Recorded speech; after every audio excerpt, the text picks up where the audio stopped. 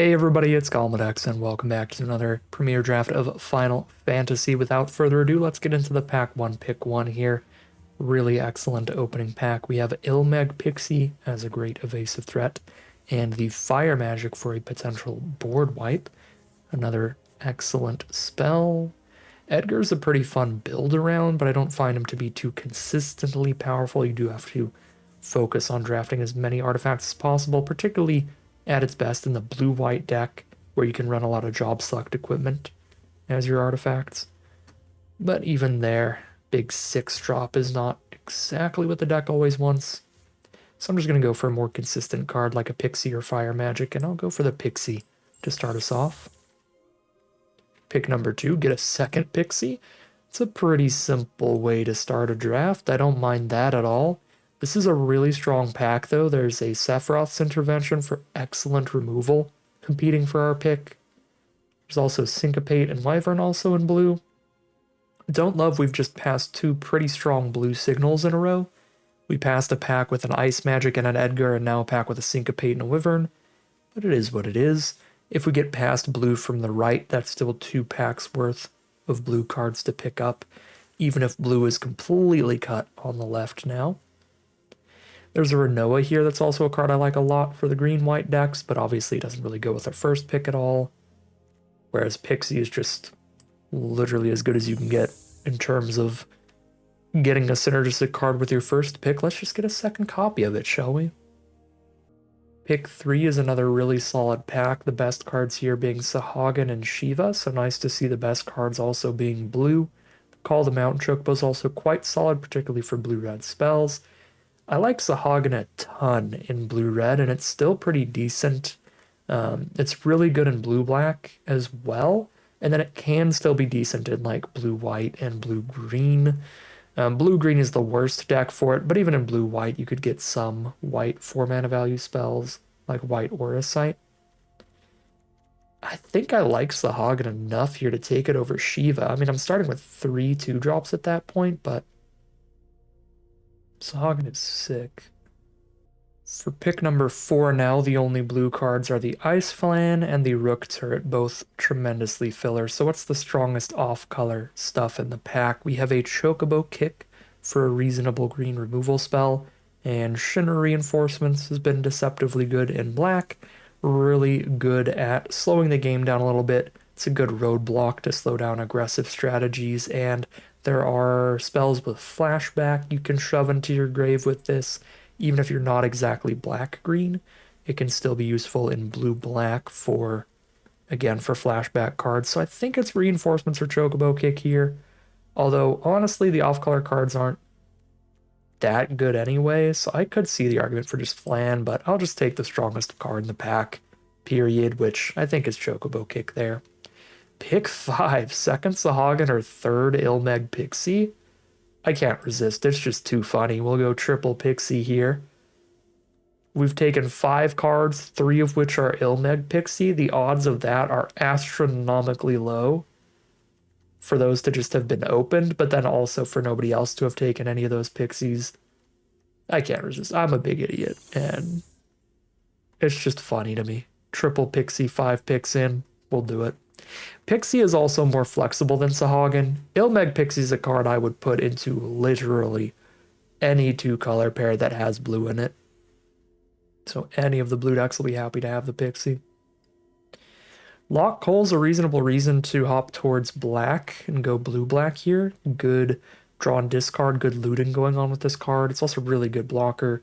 Trade it into anything and gain some life with that lifelink. But there's also Dragoon's Wyvern. We could just start it off with just a bunch of really hard to block blue creatures. 3 2-mana 2/1 flyers, a 3-mana 2/1 flyer, the potentially unblockable Sahagin, just mono blue evasive threats, and wait till we open up something good in pack 2. Just take our bomb rare in pack 2 and move into that color maybe. I'm gonna take the Wyvern here. Pick number 7. Now we're on to the mediocre half of the pack.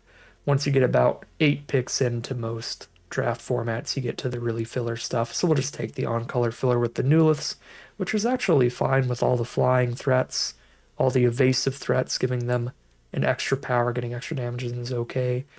The best card in this pack is between like the Castle Guard and the Ochu, but again, it's the best out of a bunch of filler. They're just like decent filler instead of pretty mid filler like Nuliths or Foray or Ifrit.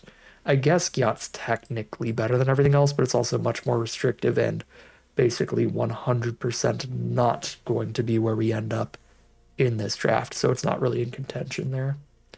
Pick 8, a second Nuliths or a Tidus. It would be pretty hard to justify running 2 Nuliths if we get any more decent 2-mana creatures, because I already have 5 2-mana creatures, 4 of which are much better than Nuliths. So I'll speculate on a Tidus here for blue-white artifacts. Could be fun. And if Edgar wheels around pick number 9, just stay heavy blue and take a bunch of artifacts now. It's pretty much just as speculative of a pick as Chocobo Kick. So we could take the Chocobo Kick here because there's still a pretty decent likelihood we take this Edgar and then just still don't get enough artifacts to want to run him. We have 0 artifacts right now, but this is like 2 cards speculative towards an artifact deck, both Tidus and Edgar benefiting from drafting artifacts. Blue is really open here. That's a second Wyvern. We're going to have so many flyers. The bare minimum now is 3 2-mana flyers and 2 2-mana flyers. This is a really, really nice start. I cannot emphasize that enough. Rook Turret goes up in our pick order now that we have Tidus and Edgar.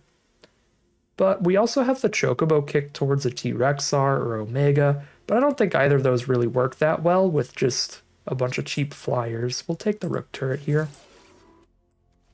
Another Rook Turrets for the Edgar and Tidus. I mean, it is an artifact, but I genuinely kind of prefer the Flan for flexibility, even if it is filler. What if we just go mono blue? What if we just go mono blue? Well, if we just go mono blue, we take straight garbage out of this pack, Ether or Rook Turret copy 2. To be fair, though, this pack's pretty bad all around. The best card is Noctis and Town Reader, probably. Town Reader being much better than Noctis for being much more flexible. But then, like, Noctis could be a fun build around if we go, like, blue, white, black artifacts. But I don't think Noctis is really even worth the triple splash unless we draft a whole bunch of artifacts anyway. Basically every other card in here is pretty mid. We could take White Mage's Staff or Galacat towards blue-white artifacts. Both of these would synergize well for an artifact-heavy deck. Maybe we play Tidus, we play Nuliths, we play Edgar. We slap in the Staff here. Artifacts being the most important type to pick up. Yeah, we'll take Staff. Still speculative, but the blue cards there are all almost guaranteed cuts. They're just bad, bad stuff. Pack 2, pick 2, Paladin's Arms for the blue-white deck. And just throwing equipment onto flyers is pretty good. We have more than enough flyers already. Card collection plays very well with our Sahagin, and it's a good draw spell in general, though. Draw a decent amount of cards and get a great vehicle in the late game. Card collection's kind of a banger, and it's in our 100% guaranteed color as well. I think we can take card collection over Paladin's Arms here. Definitely over Scorpion Sentinel when we have 4 other great 2-drops already. Not that I would hate Scorpion Sentinel in here. I think it would definitely be a good 2-drop in here. But card collection is at a mana slot where we don't really have anything good yet.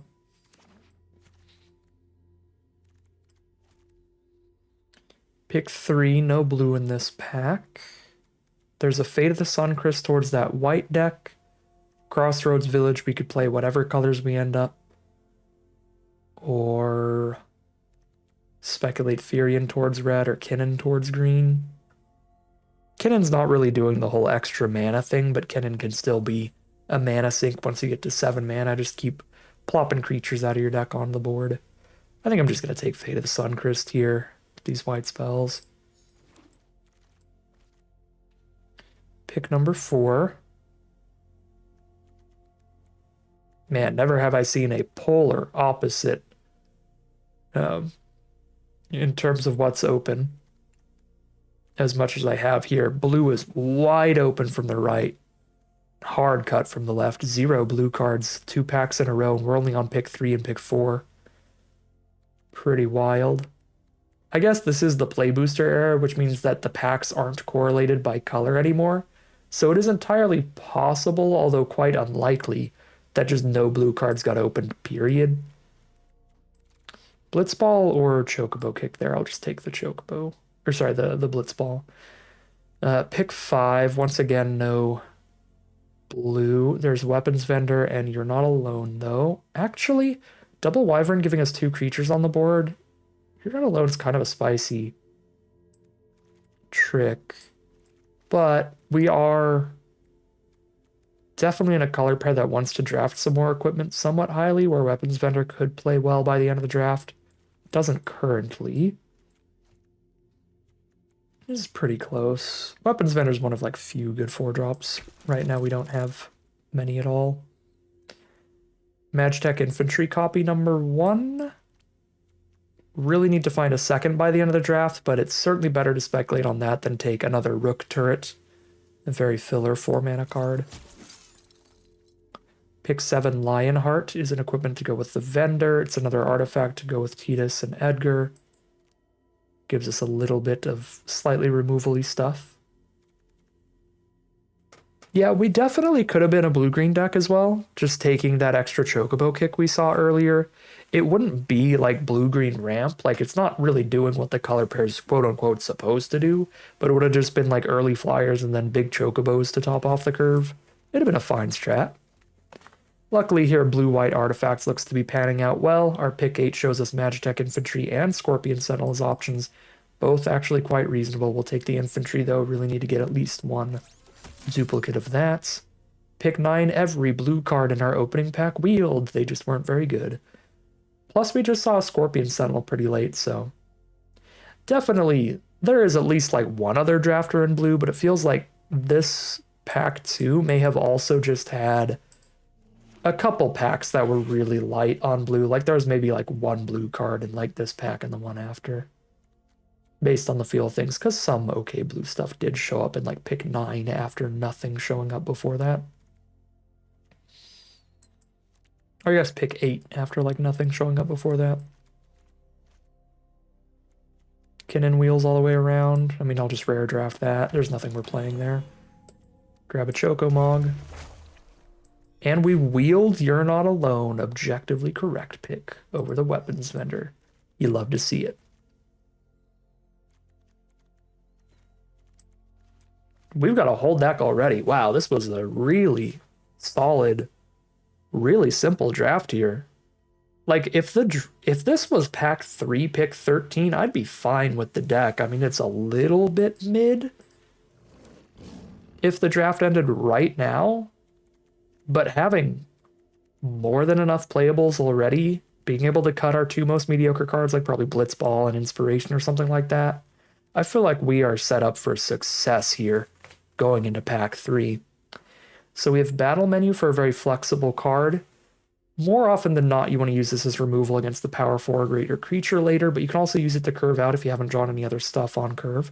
I like Battle Menu a ton. I think I'm going to take it here, but Shiva's also very solid. We don't have any 5-drops right now, so Shiva's perfectly playable.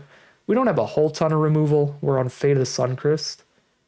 And Lionheart. Yeah, we're actually really low on removal, so Stuck in Summoner's Sanctum's also reasonable, but Battle Menu is also removal.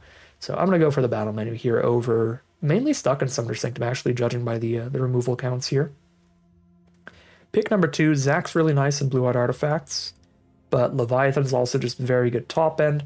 Plays super well with Sahagin. Doesn't play like massively well with anything else, but it's still just a really powerful top end spell in general. I don't mind running the Leviathan here. Combat Tutorial's great with all of these 2-mana flyers. Play a 2-mana flyer and then play Combat Tutorial on turn 3 could be really gross. Quistis is a great late game play. Scorpion Tunnel's a solid early artifact. It's a really, really nice pack, but I'll take Leviathan here. Just take my big bomb Leviathan creature. Retrieve the Esper plays well with Sahagin, but plays poorly with Leviathan. Or Monk's Fist is another artifact that's about it for the pack. I guess Retrieve the Esper is also like 2 more artifacts. I probably won't have room for Monk's Fist. I've got a lot of other good 2s. Let's go Retrieve the Esper here.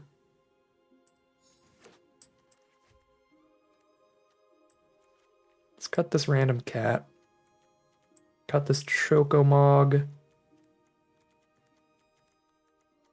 Thief Snipe feels pretty good in a deck with as much evasion as this one, as much flying as this one. Get those extra cards in the late game. I'll take the Thief Snipe here. I think I'm okay to cut down a lot on the artifact thing. I might just not run the Edgar and just be like kind of blue-white flyers in general. Drop a Tidus here, maybe drop the cat too. And that lets us cut Rook Turret now as being really mid, Blitzball, Inspiration. I think this stack on the right we want to cut and just be like blue-white flyers in general. Dreams of Laguna or Castle Guard. 6 good 2-drops without Castle Guard. We'll take Dreams. Drop all this. I just need 2 more playables. Aerial Unit's a bit slow, but I already have Anuliths in the sideboards. It's really the only option. Pick 7. Not really interested in any of this. Take another Aerial Unit, I guess. Not interested in any of this either.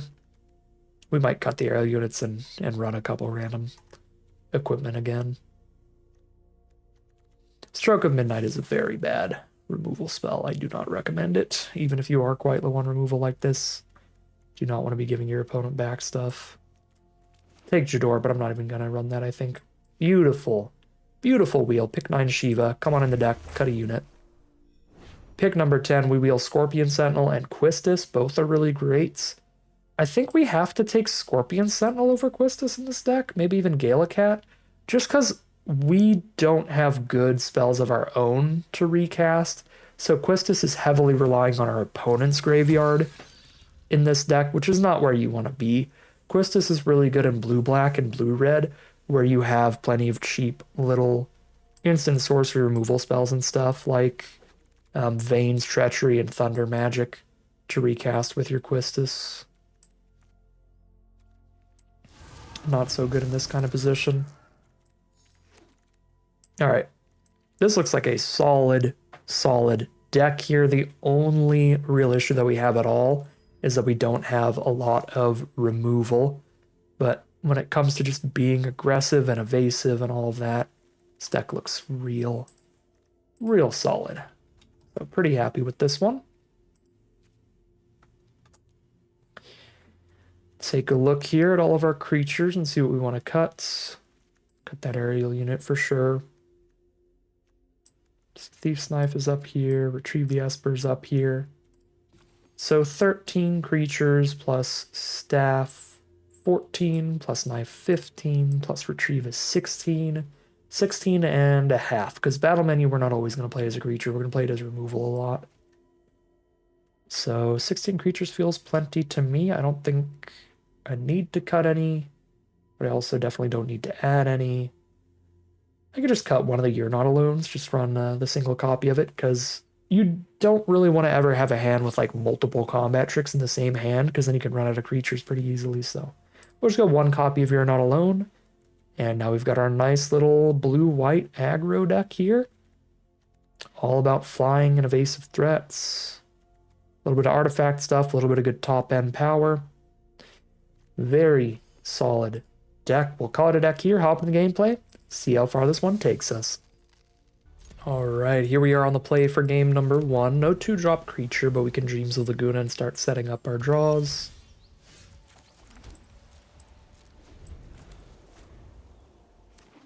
Playing against blue-black here. Black Mage's Rod will start them off. Surveil into card collection. I will absolutely draw that for later. Start off with the Wyvern. Really nice against the Black Mage's Rod, the 1/1 token to trade off into their token. And then like also have a flyer here. Lock Coal is solid on this board. Luckily, we're on the play, so we can drop a 3/3 they'll have to kill to get Lock Coal in.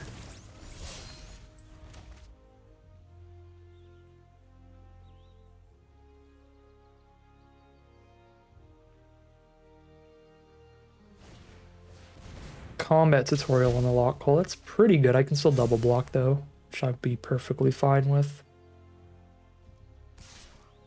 Yeah, absolutely worth it. Lose my 2 tokens here to get rid of Lock Coal.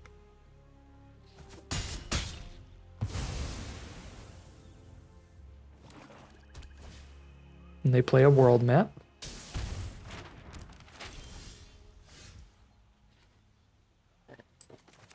Shiva just as a draw 1 is not great. But card collection is just straight drawing cards right now. Vendor's just a 2/2. It's the best we can play to the board right now. We'll get Shiva down. Get the extra 4 damage in. And be mana efficient.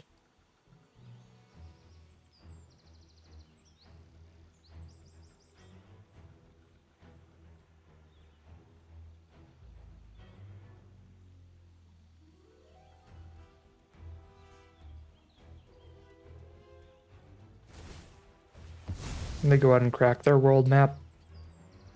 Potentially getting a splash color, and it finds green. Blue, black, and green could mean a lot of things. Ooh, green is not the splash. Blue is the splash? Black is the splash? No, they're just running a slightly greedy mana base. There's a 2-mana black spell, a 2-mana green spell, and 2 3-mana blue spells in the deck.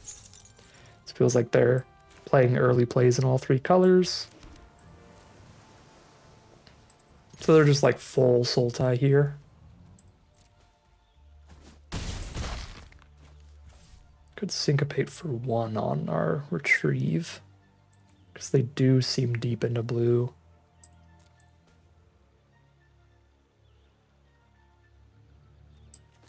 Could weapons vendor and maybe draw something else to play. I could do the same with card collection. Card collection's really far from flipping though right now. It's really not exciting. Let's go vendor.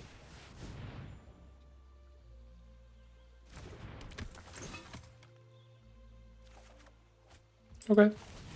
And Scorpion Sentinel, great draw.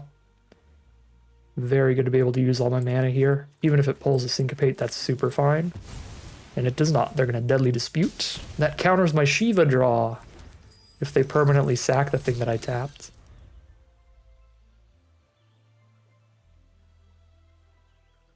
So I'm pretty scared here. With them being like 3, potentially 4 colors. What we're really worried about is like, there's a lot of bomb rares that you can play in this format when you're in 3, maybe 4 colors that can just completely invalidate everything else that happened in the game. For example, off of the bonus sheet, they could play the Sephiroth, that is Atraxa.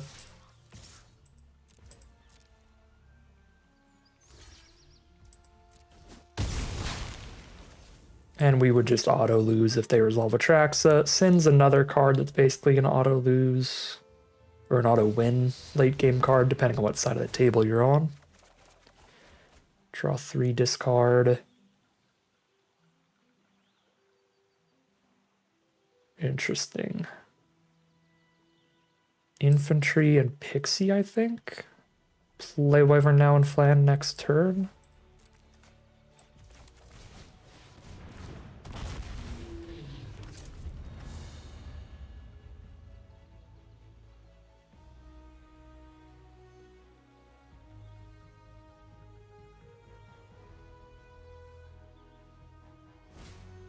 There's Golbez.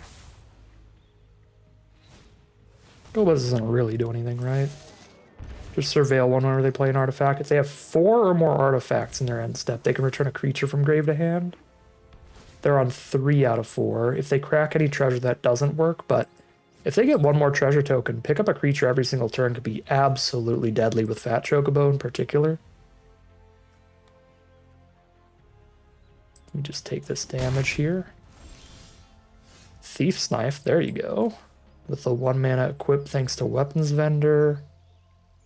Feels better than Flan. We can save the Flan for when they have blockers in the sky.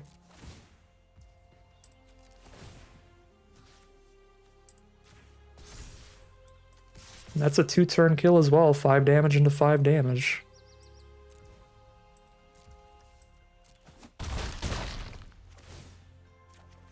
Find a land. Not horrific. We get to play Dreams of Laguna now.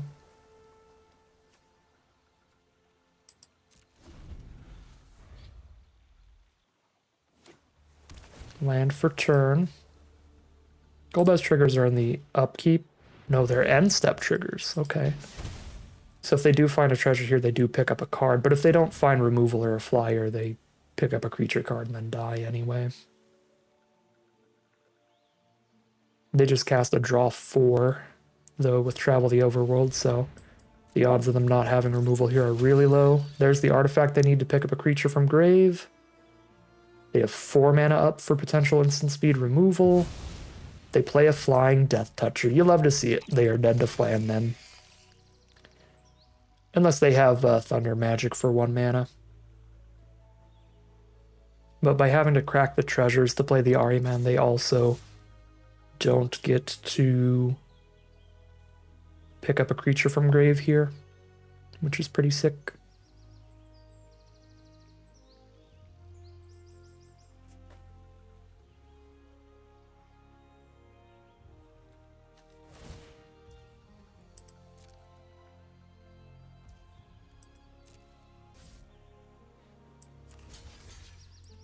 I'll trade the vendor off here. I don't think it matters. It's not going to matter unless they have Thunder Magic, and red looks like just the splash of all splashes here. Does not look like a color that they are heavy in to have the 1 mana removal. Yeah, they do not have a Thunder Magic for 1 red. And that is dead, because that means the only removal they could have on color would be like Fatal Push off the bonus sheet, which is super unlikely, so... Another 5 damage in the sky, and that is 1-0. Alright, here we are for game number 2. Unfortunately not a keepable opener. Double Plains for blue spell is a mulligan. Mana's being funny here, but it is what it is. We can ditch the staff. I think we ditch the staff here.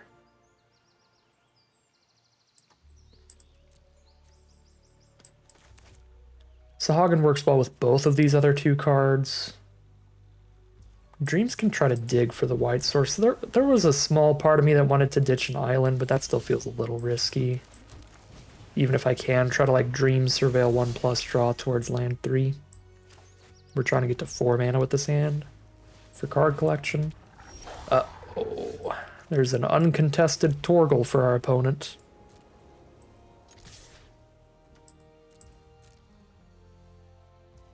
Just pretend to have the combat trick there, because they really don't want that to die. We get a free point of damage in. And drop the Wyvern.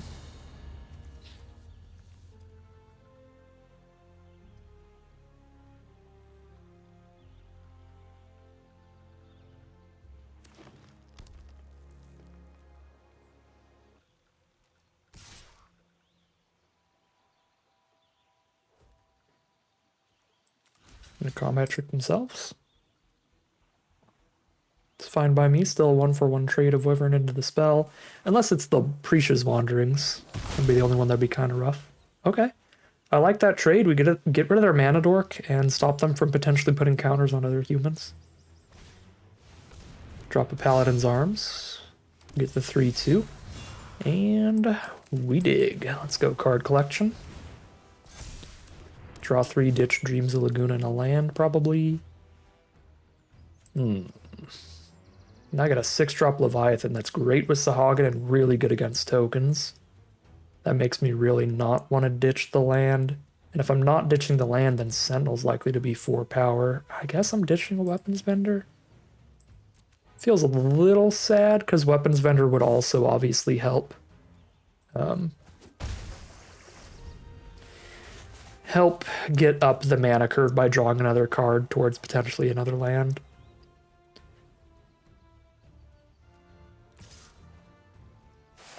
Yeah, maybe that was wrong, but I just figure we're already working towards 6 lands. We can get Sentinel to be a 4/4. Just spend next turn Dreamsing instead. Shiva does not work against the ward right now.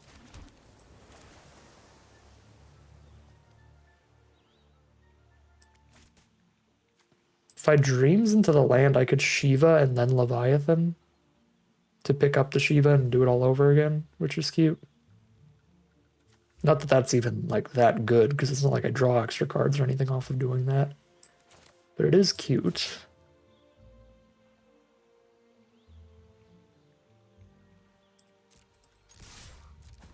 Shiva stops their damage for the turn as well. If I just Dreams of Laguna right now, I'm not playing anything because I've already played land for turn. So I'm just going to Shiva here. We can pay the ward next turn. There's a jam for 4.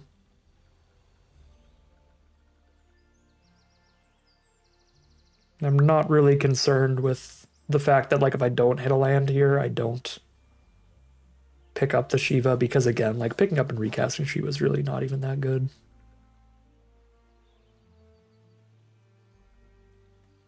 It's mainly just getting our deal 4 to our opponent, draw 1.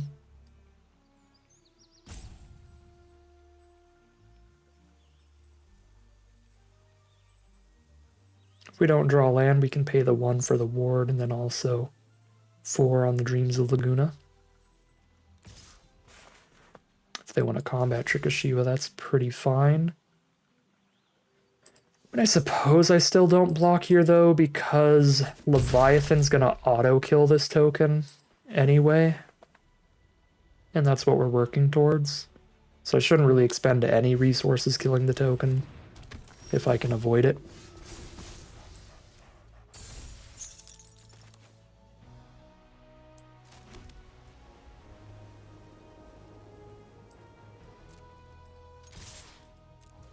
Well, we hit the land, so we get to do the thing and be super annoying.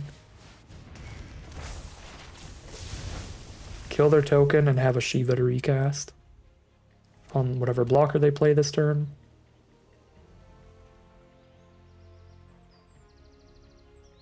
We did lose our own hero token as well, but theirs was an equipped one. It was a 3/2 with a Paladin's Arms on it, and they're kind of stuck on mana right now. They've just hit their 4th land. So the fact that it was equipped and it was a 3/2 is quite relevant. Alright, Shiva, stun that, attack, draw the card. See if we hit a land to also play a 2-drop this turn.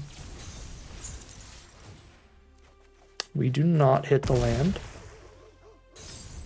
But they're down to 5. We have a Shiva ready to stun somebody on the board and attack for 4. Our Leviathan is going to sacrifice itself, though. Kina, Ku, Gourmet. Stun that and put them to 1. But then they have lifelink here.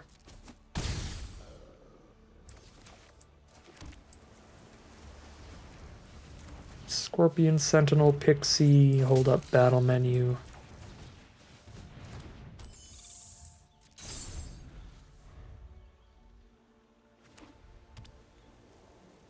We're really not the best card collection deck, are we? I'm used to card collection like insta-flipping, but it's because I played a lot in blue-black where there is more self-mill, particularly with like Resentful Revelations. But we do have triple Ilmeg Pixie Surveilling. We're probably still a reasonable card collection deck, but our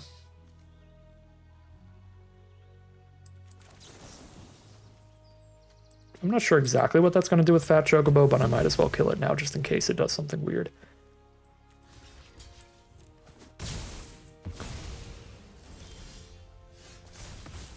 You're Not Alone is the lethal draw.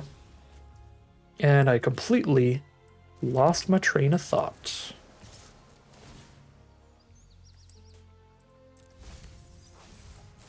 but we'll hit for lethal and we'll be 2-0 heading into game 3.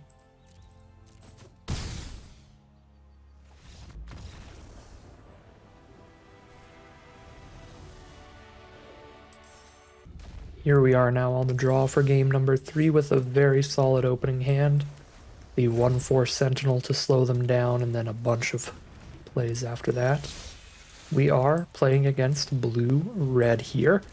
Strongest archetype in the format by a little bit. They've got the turn 1 Sahagin here, followed by likely some kind of counter spell, I guess. If the Wyvern doesn't resolve, then the Thief's Knife isn't even going to be good here, so I think I just lead with Thief's Knife over leading with the Wyvern. Surprisingly does resolve. They could Ice Magic the token, I suppose. That would be decent for them. Thunder Magic the token. That I'm pretty happy with, because that's a Thunder Magic that can't be tossed at a flesh and blood creature now, a non-token creature. There's Call the Mountain Chocobo Sahagin combo, and that is going to push a lot of damage in here because it's giving them the extra mountain towards recasting it again from grave later. Recasting it again later also triggers the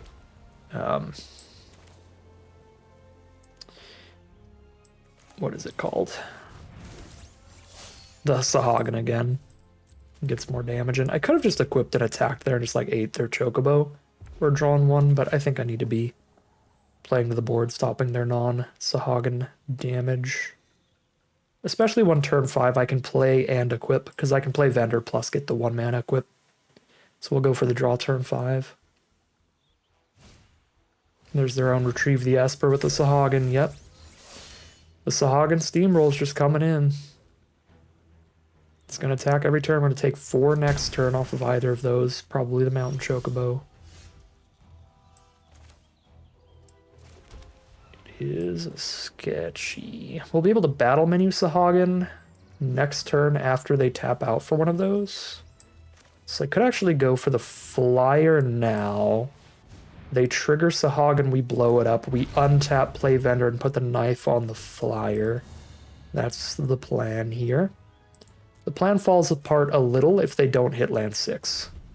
But if they hit land 6, I feel like they're just going to go land, retrieve, or Call the Mountain Chocobo here.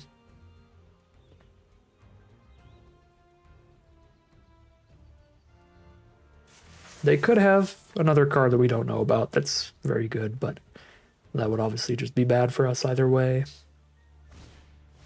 Just play something else good. Okay, yep, that triggers Sahagin. Unfortunately, it kills the Wyvern too, which is the rough part. Oh, it doesn't trigger Sahagin. Okay. Well, I could save the Wyvern then, but then I don't have a way to kill Sahagin. I still have a way to stun it. I really do want to get Thief's Knife draws, and I'm not getting it on the ground at this rate. This is kind of awkward to spend my removal stopping theirs, basically. They could double removal the Wyvern, which is fine. They spend 2 cards to kill it. Sure.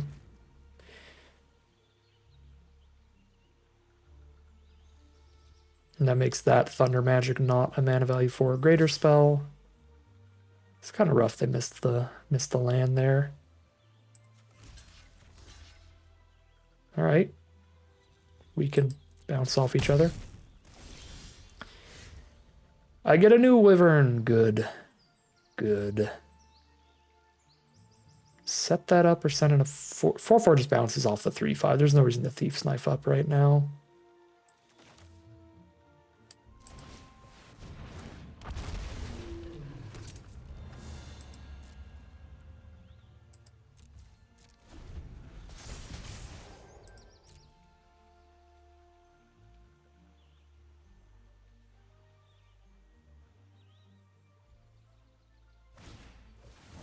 Oh, Lord, no. Emperor of Palamecia with double 6-mana spell to cast for the double trigger later.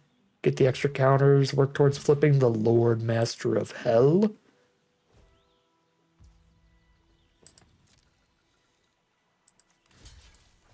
Now that they have mana up, I think I'm not going to put Scorpion Sentinel in danger here.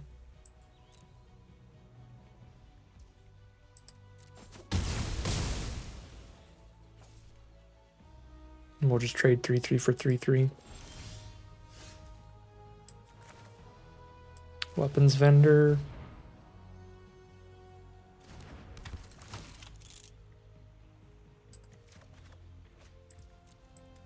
Do they still have removal? I pray the answer is no.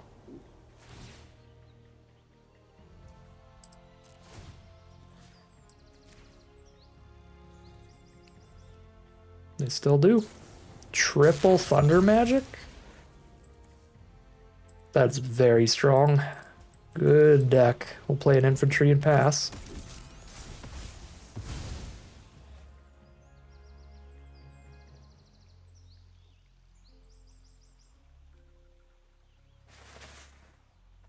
We top deck a land, we can flan stun a Sahagin and send in a 5/5 Sentinel trying to draw cards.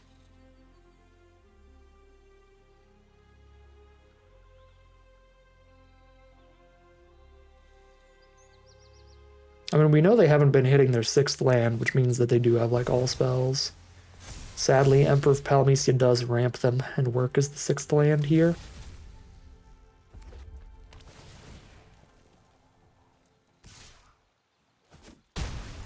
Down to 11. Beautiful draw. We hit the land to go flan plus equip. And have the 5/5 Sentinel by playing a land out too. Huge stuff.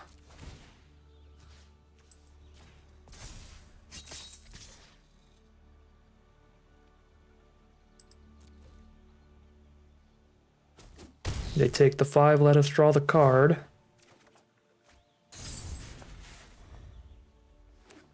They play land for turn. Trigger the Chocobos. Second Esperama to blow up the flan. Basically, just a thunder magic that does not trigger Sahagin and Emperor.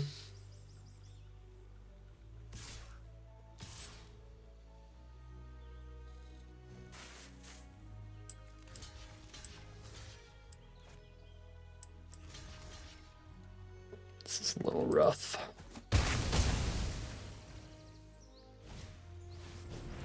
Wyvern of their own. I'm glad I traded the infantry off. The only argument not to trade the infantry off was that I could activate it, potentially, and then I drew the second, so I would have never been able to activate it, so... Sentinel's not a good attacker when they still have the Esper out, because that's going to sack itself soon anyway.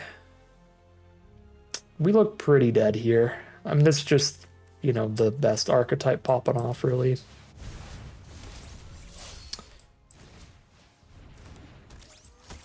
The multitudes of thunder magic were brutal. Like, we could have battle made Sahagin. And then we'd be buying a little more time here, but they're still really popping off. Oh god, double Sahagin? Yep.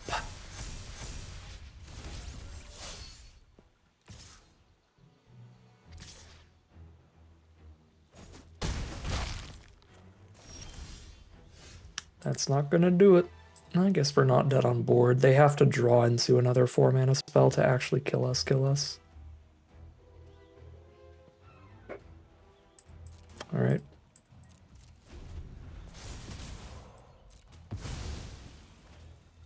Technically we go to 2 here. I mean, they could also just attack all, and it's actually already quite bad for us.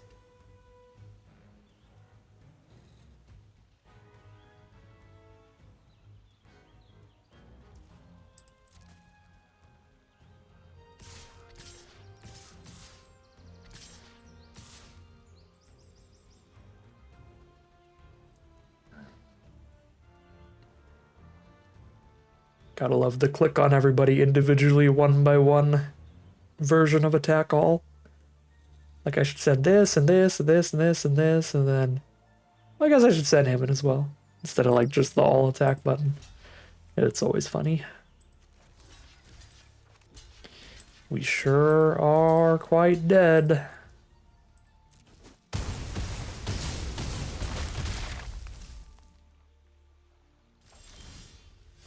And a little bit of flood for us. The Sahagins OP. And that is a loss to one of the flaws of our deck, the slight lack of removal. We only had the one battle menu to use there. Made an executive decision trying to use it to get our card draw going earlier, and sadly, our opponent's deck, being blue-red, being the best archetype in the format, does not have that issue with removal. They had like 6 removal spells that game, so they just got to double removal that flyer to stop us from drawing the extra card that turn anyway, and crush us real quick with double Sahagin. Again, if I didn't try to save my own creature with the battle menu, we would have been able to battle menu the first Sahagin and slow the game down a good chunk, get a couple more draw steps there in the end, but we still certainly would have been quite far behind, because then that additional Thunder Magic would be killing another one of our creatures. Yeah. Would have been a pretty losing game, I think, however we play it. This is a pretty losing hand, not a good one here. We have 3 planes and our first creature is at 4 mana. So it's a monocolored hand that doesn't even start till turn 4. Take the mulligan on that. Here's a monocolored hand, but at least this one starts on turn 3. I'll keep that rather than mulligan there. Keep all of the lands towards the 6. And bad draws are bad. First draw of the game is a white spell now. And our opponent has turn 1 Saz's Chocobo on the play. The literal strongest turn 1 play in the whole set.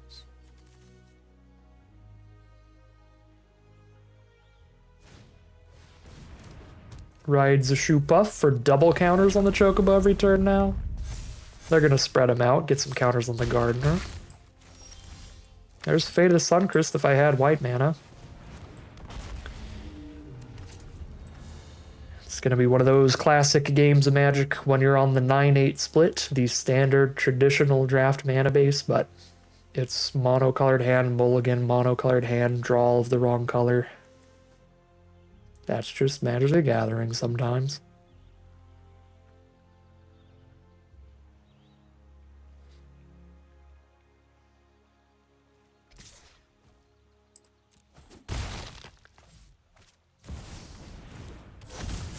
Bomb Mythic. Yep, 3 mana 4/2, draw a card, flip it into a Mega Bomb at 6 mana. Draws a fat Chocobo already.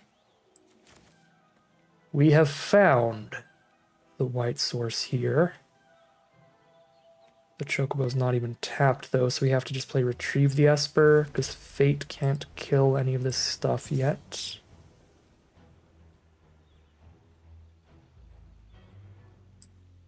They're missing some lands here. So there is the slightest chance in the world this Summon Leviathan can slow them down enough to try to flip the game in our favor. We're certainly not conceding or anything. We are very far behind though, but we still have a chance. Probably like 1080. Or sorry, 1090 on the advantage meter here. 90% our opponents win, 10% ours. Okay, that made it 95-5. But we still are working towards Leviathan. We just need to live one more turn after this. I take 10, go to 3 if I don't block. I think I have to. Sahagin doesn't get bounced by Leviathan. So straight up, we have to top deck a land, I think, here. If we miss this Leviathan next turn, it's gonna be gross. Oh, they're splashing white, too. Oh, for like Fate of the Suncrist type stuff. Gladiolus. Yep, that is monumental with Saz's Chocobo. And the trample, too. Force the Sahagin chump. And it doesn't even stop all the damage because the trample. It's gonna be, yeah, 8 power Chocobo. This is filthy. Now Leviathan doesn't even keep anything on board. And we missed the Leviathan land. Alright. That's Magic for you. Just some really bad opening hands. Our opponent had an exceptional one there. Forced into a monocolored keep against kind of the dream hand, and that's 2-2 heading into game 5. Solid little opener here for game number 5. Sadly, we are on the draw. We'll lead off with Magitech Infantry. Excellent top deck to start us off because we didn't have a 1-mana play yet. Our opponent is on the grindy Grixis control. They're on Grixis control with an Elixir so that they know they won't mill out if the game goes super, super long. There's a Lock Coal. Card is very strong. Kind of holds us off here. We just activate an infantry or fate the Lock Coal.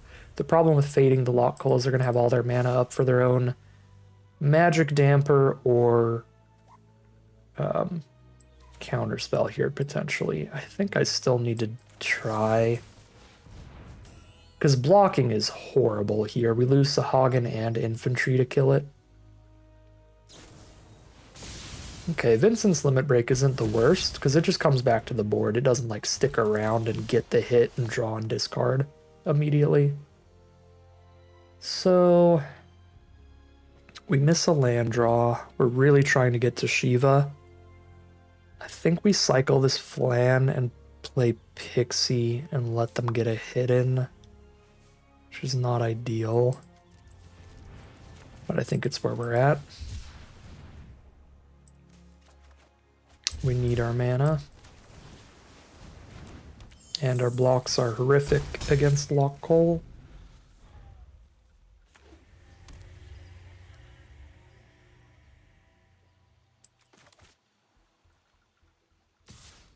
If we get the 5th mana, I actually wouldn't mind going Retrieve and holding up Magic Damper instead of playing Shiva, just to stun the Coal. Just leave a blocker big enough to kill him and the trick to protect that blocker.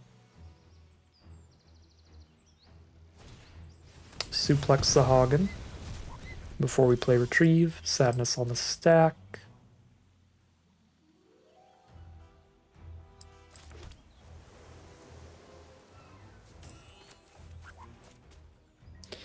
I mean, now that Sahagin's gone, the Retrieve the Esper play is less exciting. Like, just slowing down the Lock Coal is good enough.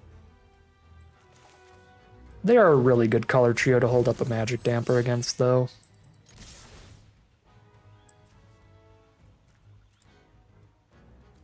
Probably good enough to take the 6th mana here, then we can play Shiva holding up the Damper, or it's also the 6th mana for Retrieve the Esper.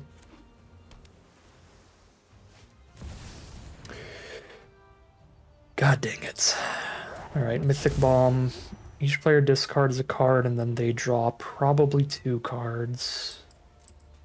So we ditch Magic Damper and pass. They do get to draw 2, I believe, there. So now we can Shiva the Kefka to stop the attack triggers. But they could just spend the 8. No, they're at 5. They cannot spend the 8. Yeah, Shiva Kefka for sure. I don't mind Robot Warrior for Lock Coal. I think I have to hold it up here, though, in case they removal spell Shiva. Just keep the Lock Coal off of us. Scorpion Sentinel? Don't mind that. We're at 6 out of 7. I guess I'm looking for permanent ways to deal with their stuff, though. I mean, I could draw that, go land, retrieve next turn, and that's for the turn after. You know what? Honestly, I will keep it.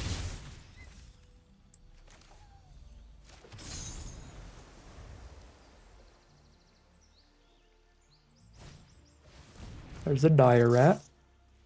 They pass through. Stun Kafka again. Pixie. Find Dreams Laguna, definite mill. Could play Sentinel and use Dreams of Laguna or Infantry here instead of retrieving.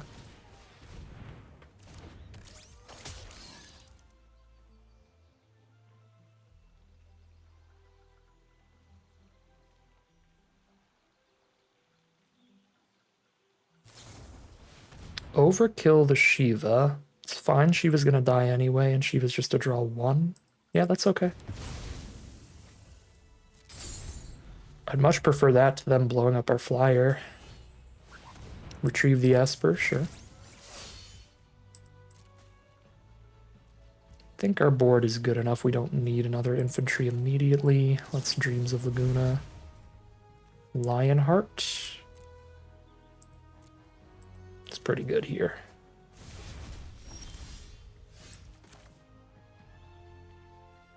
I don't love giving them the treasure for Kefka flip, but it's still probably better to kill a rat than not kill anything. I mean, I could shoot face here. That's also kind of scary.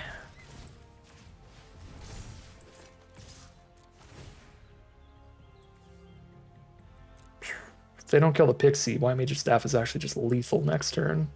Yeah, we keep that. I guess they just crack Elixir this turn.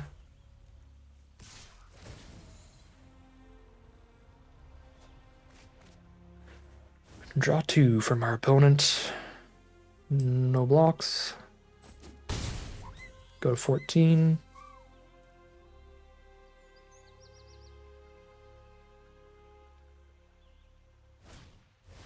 Kuja. Get a wizard, staff, equip, attack.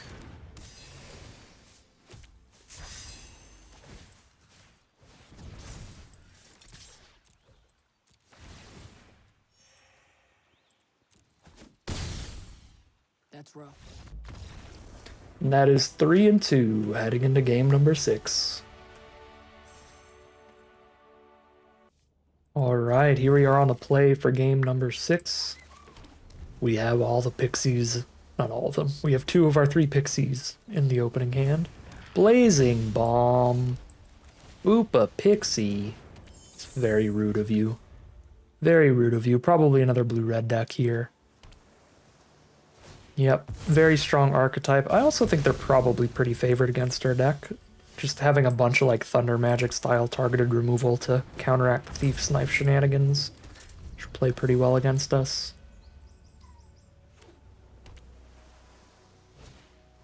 And there's their own Wyvern. Did not find a land this turn, so just trade and play another.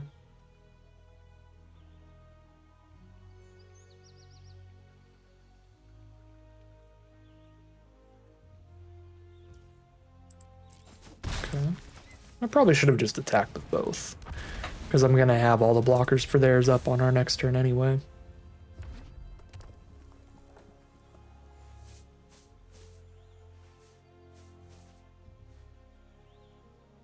I would imagine they'd be a lot more fine with trading the 1/1 hero token with the 1/1 hero token. Oh, well, that's why they didn't, that's why they didn't block. Because now Cypher for double strike attacks is going to be nasty. That one missed land draw is going to cost us a lot of life here. Because if we hit all of our lands on curve, we could Fate Cypher right now. But now we're going to take like 6. I guess I could chump with a 1/1 on the ground. Still take like 4 in the sky, though. I guess I could Fate a tapped Cypher, but it's going to be when all of their mana's untapped and they're blue-red. I don't really think I'm going to want to do that until at least their end step. Let's go card collection here, see if we can't hit a land, then we can go Pixie plus Fate next turn. And then this way, if they don't attack with Cypher, I still gets to kill him. He doesn't have to be tapped to get blown up. Because I could just have the 5th land to just spend a full 5.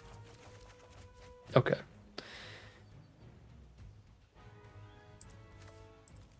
Oh, man.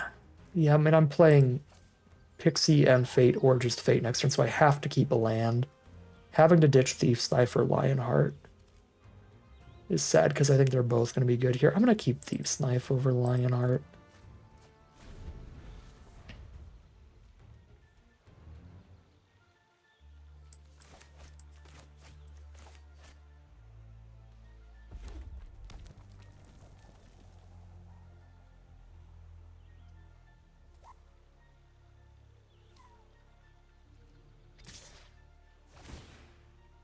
Okay, they don't attack with the Cypher, we'll take 2. And there's the Elder holding down the fort on the ground. They have 1 blue mana up. They could have Magic Damper for Cypher. And that is it. Let's see if Arena is holding, because that'll tell us if they have a 1 mana spell or not. They don't have a 1 mana spell. I should have seen if they were holding by going to combat instead of casting a spell.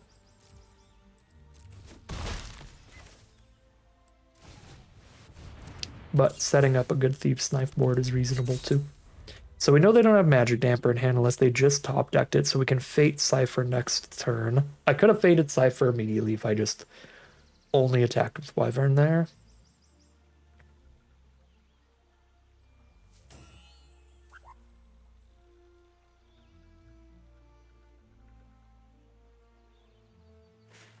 How's our graveyard looking? 4 out of 8. Not the greatest. Yep, and they kill the Pixie.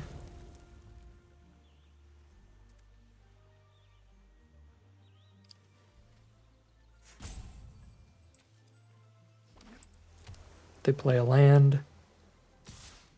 They are attacking with Cypher, so we can play Sentinel and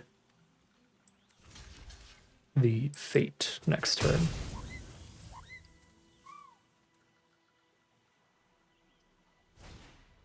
Call the Mountain Chocobo. Pick up a land. Play a Poo-Poo UFO. That card is indeed Poo-Poo.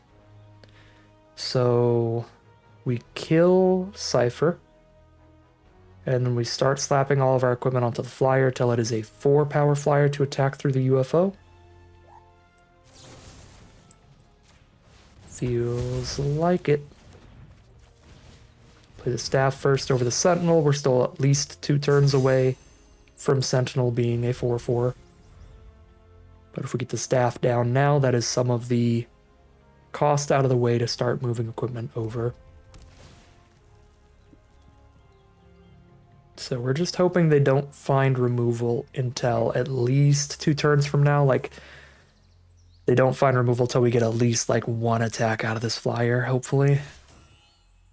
I mean, I guess I could just put the staff onto the 2/2 and attack with a 3/3. No, it has to be 4 power because the UFO. It doesn't have to be in the sky to start edicting them and getting them to sack a creature each turn, but it does need to be 4 power.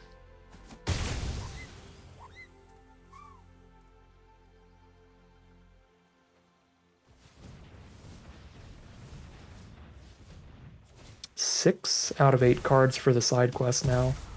If we flip the side quest, that's another way to really win this game. It's like a 5/5 flying attacker, draw a card each turn. I'd have to re-equip every single turn, but still.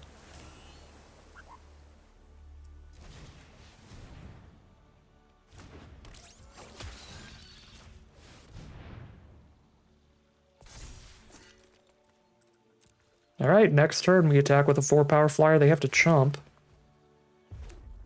Or we get to draw a card and deal 4. I don't know what Final Fantasy game this comes from. I guess it's Final Fantasy VIII. Wait, I don't remember that. There were UFOs in Final Fantasy VIII? I guess so. But it reminds me of like Dark Cloud with the Georama, the town building stuff. I could play a Flan. Actually, yeah, we play a Flan instead. Because we can stun the UFO and then get our draw that way. Instead of having to equip the staff. Looks like they are just flooded here, which is fantastic for us. Boop. And draw. Finds the Hagen.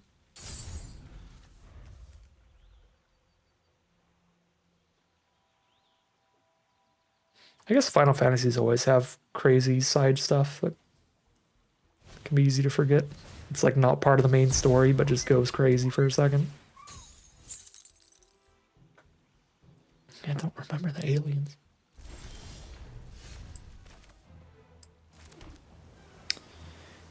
Okay. On to the Scorpion Sentinel and start forcing trumps every turn.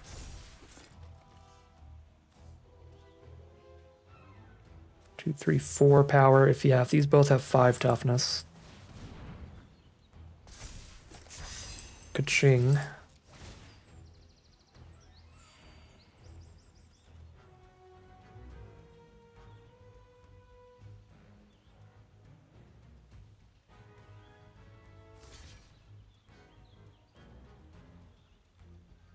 So they chump the one that can draw cards and take the 6, maybe? Nope, they are going to chump both. Fair enough.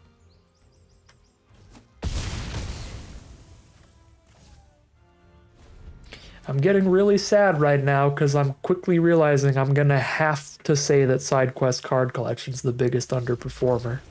This is like the 3rd game we've had it or something, and it is not once flipped. So I guess I do overvalue that card a bit because I end up so often when I'm in blue-red or blue-black, where there is more self-mill, particularly blue-black is probably my most played deck of the blue decks. And Resentful Revelation is really, really good. That's at milling enough to flip that card collection, so.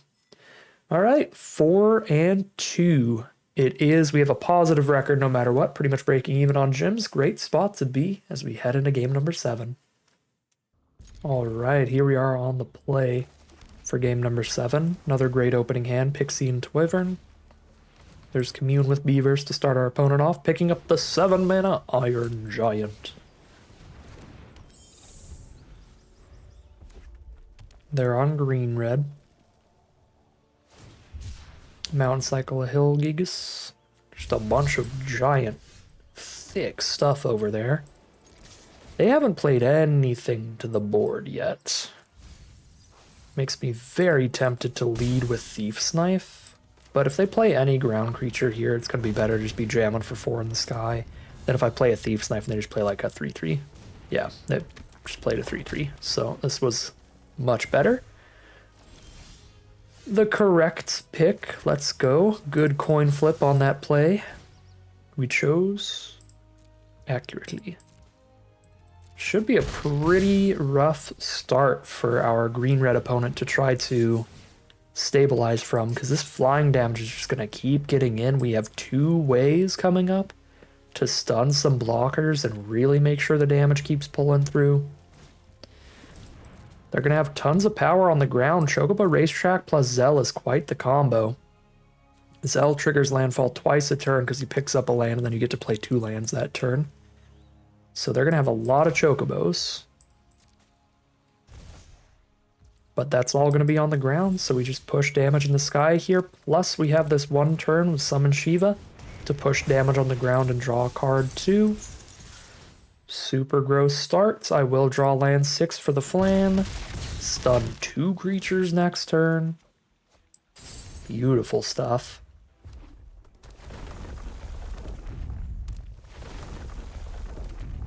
There's the combo for our opponent, the double Chocobo, and then a T-Rex gain a bunch of life. But here we are with stun the T-Rex, stun a Chocobo, jam.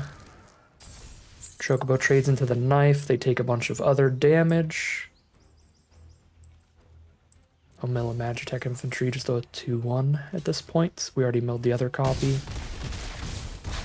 They actually had to block Shiva. Well, I guess they would have went to 1 if they didn't block Shiva. But yeah, they're at 3 life now. We even drew into Lionheart to deal 2 to their face. So we just need to find 1 more damage to close this game out. There's the Iron Giant, which does have reach, but it doesn't stop all of our flyers. And there's the concession from our opponent. That was a filthy hand. That was probably the best curve out we have had all day. That is a really hard one to recover from. Our opponent had a really cool deck. Zell plus Chocobo Racetrack is very fun. So I'm a little sorry to ruin their day, but it is what it is. Sometimes you gotta blue-white tempo them out like that really quick evasive damage that game. We are 5-2 now, in the money wherever this draft goes from here. Got a slower hand here, and we're on the draw, so I'm much less excited about this game, but we still have both of our colors, a Wyvern on 3, Fate for a removal spell, and a Shiva later. Our opponent does start with a 2/2 haste on turn 2, so we are certainly under pressure, but luckily we do draw into one of our 6 or 7 2-drops. We find our 2-mana 1/4 Sentinel there. Oops. There's Ultros on turn 3 from our opponent. So they are Grixis with one of the blue-red 4-mana value or greater kind of payoffs. Play the Wyvern, that should be really good at blocking Ultros, because Ultros doesn't ever put any counters on himself, he just stuns things. I mean, if they spend an 8-mana non-creature spell, then sure, but there are very few 8-mana non-creature spells to play in this set. Circle of Power is a 4-mana one, though. They get to stun on the Sentinel, maybe? If they want to push damage. But they're going to choose the Wyvern instead to slow us down, rather than pushing damage themselves. Dreams of Lagoon is the draw. Solid draw. So I have something to cast if I don't Fate of the Suncrest. There's their Scorpion Sentinel.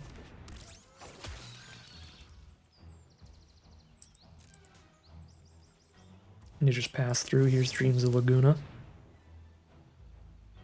Finds Retrieve the Esper. We'll mill that. Draw the card.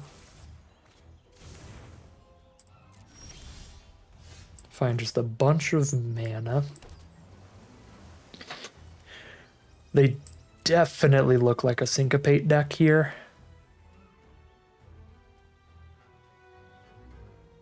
And Shiva doesn't even really do all that much with how many creatures are on their board right now.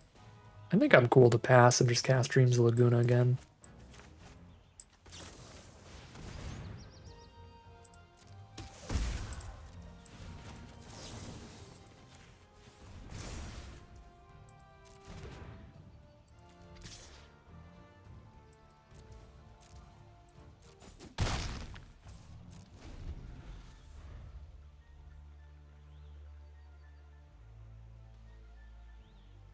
We did have the Magic Damper for their removal spell on Wyvern.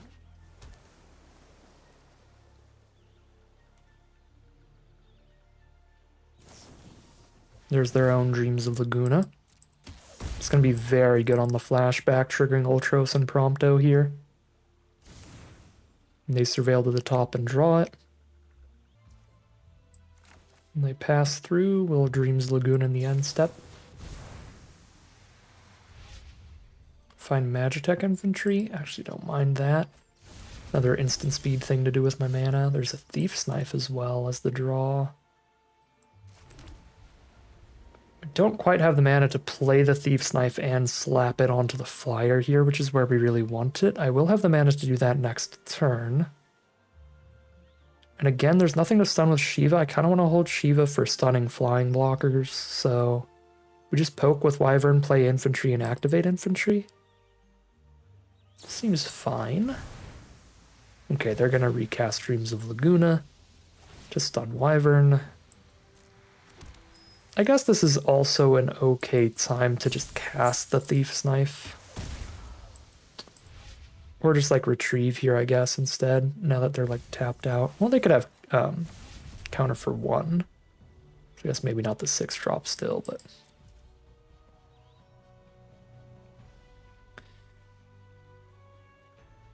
5/5 isn't that good on the board, it's fine. I still kind of want to go Infantry, so I have Fate mana, but that would only be blowing up a tapped creature still. No, I can play Infantry and have the full 5 mana blow up an untapped card Fate here. For like if they play a big bomb. We just Fate in the end step to try to kill it.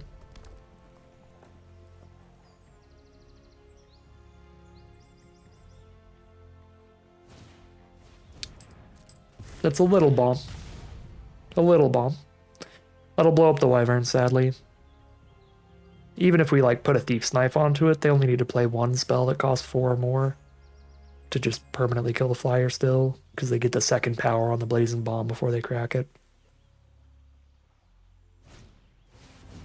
Another Circle of Power, yep. Man, this Ultros has been going the distance here.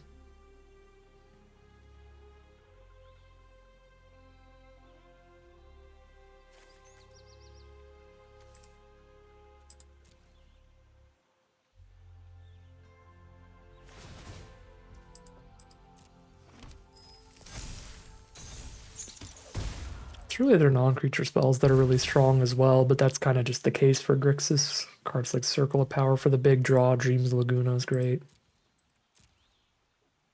Very strong deck from our opponent.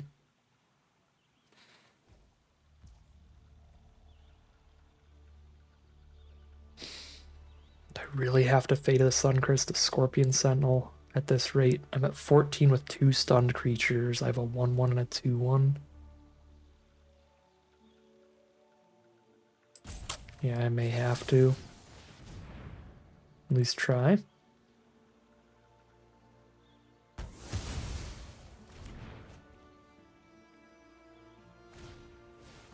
Nuliths. Double Wizard Ping.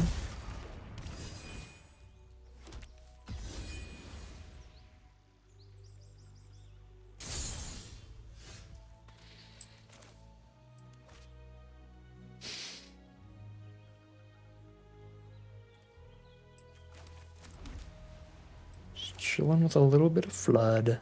We'll just get a big blocker and slow down the Blazing Bomb.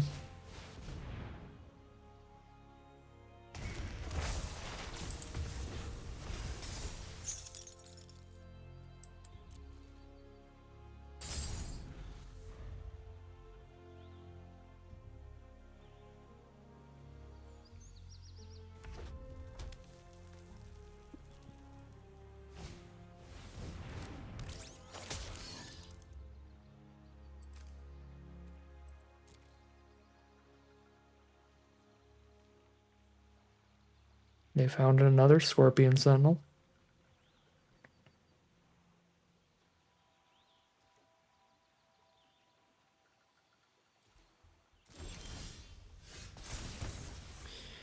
Side quest card collection. 3 cards engraved. It's not doing it yet.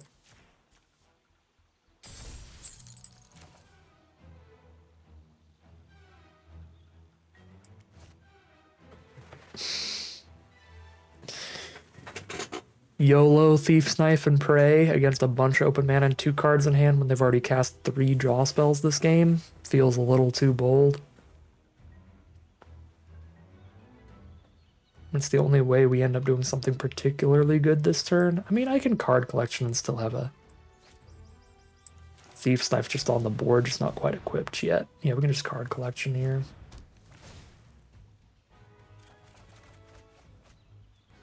Okay, whoa.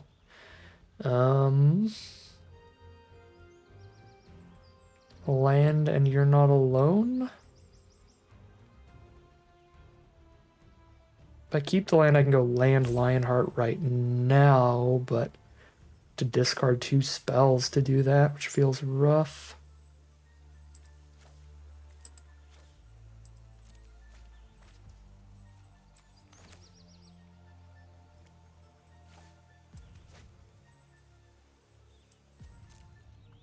Let's hold up Battle Menu and just activate Infantry for now.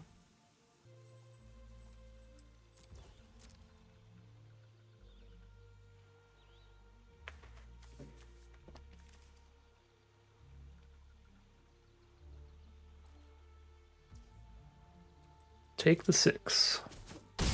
They go to 9.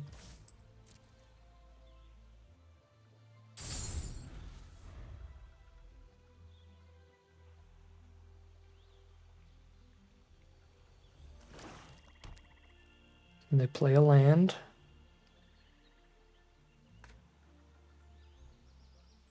Two cards in their hand.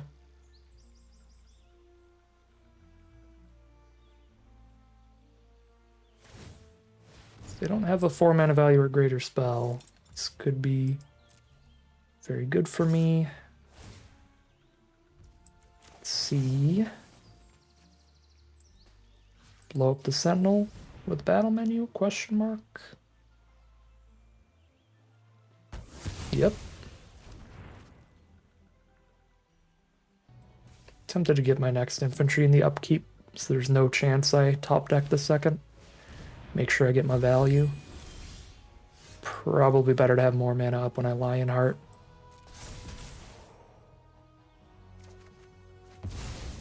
Okay. Lionheart the Blazing Bomb.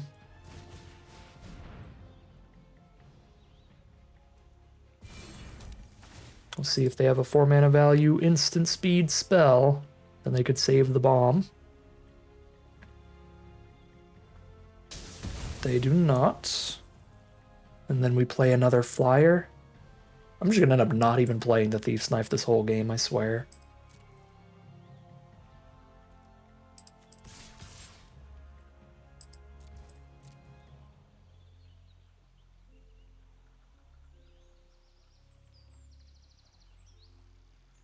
If they trade into Sentinel, that's 8 cards engraved for card collection, which is huge.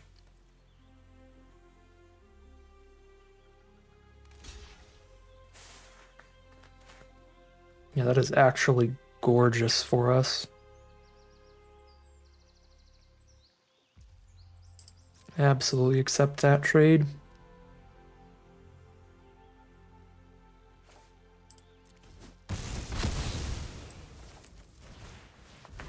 And then another Wyvern.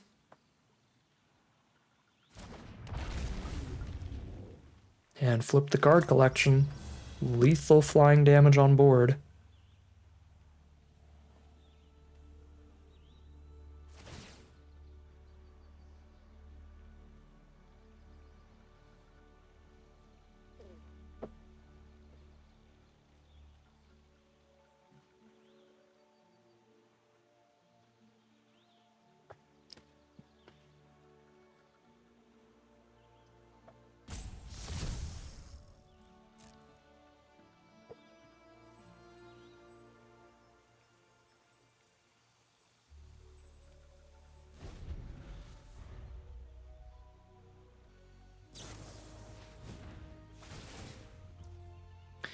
That is a pretty excellent fire magic, I would say.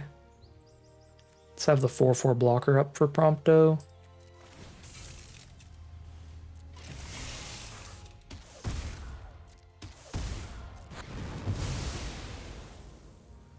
They could equip Prompto and attack, and then I still kind of have to just take it. Yeah. Go to 7. Blazing Bomb.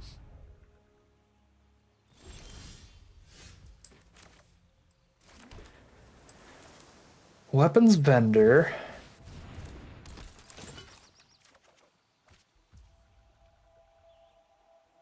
I can't lethal here. I hit for 6. Need to Thief's Knife, I think, to hold up a blocker. Crew with Vendor.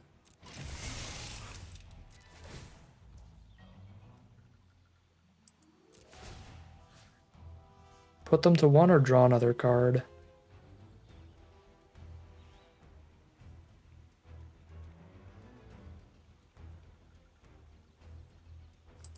Let's put them... I mean, let's draw another card. Because anybody we attack with is going to be at least 2 power because of the equipment we have on board. It's more important to see if we can't draw like an additional card here to help break through.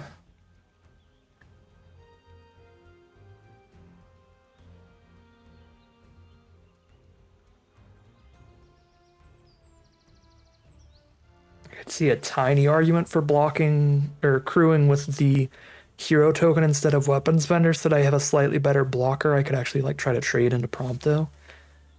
But I could definitely, especially drawing an additional card, I could really see the weapons vendor being able to equip for 1 mattering a lot on a future turn. Send in the 3/2, you got it. Go to 4.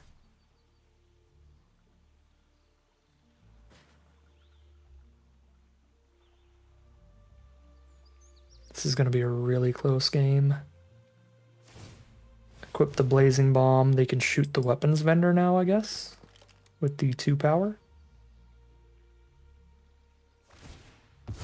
Yeah.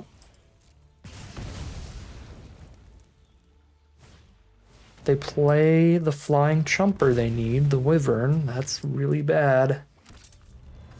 This is why we drew the extra card slightly closer to finding, I don't know, a flan or something to stun that.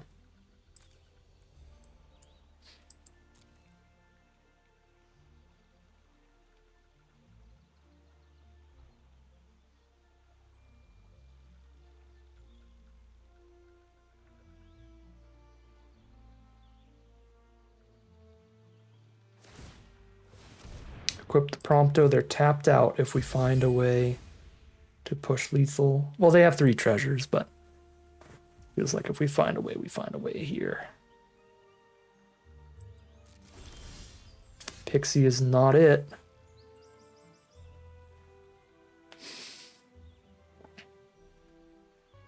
I think we just play a Pixie and a 5/5. I mean, we could like Thief's Knife this 1/1 and send it as well.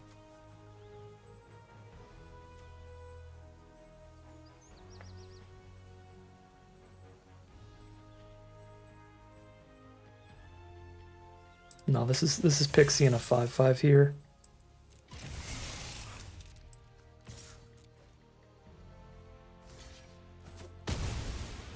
They're already on Forced Trump there.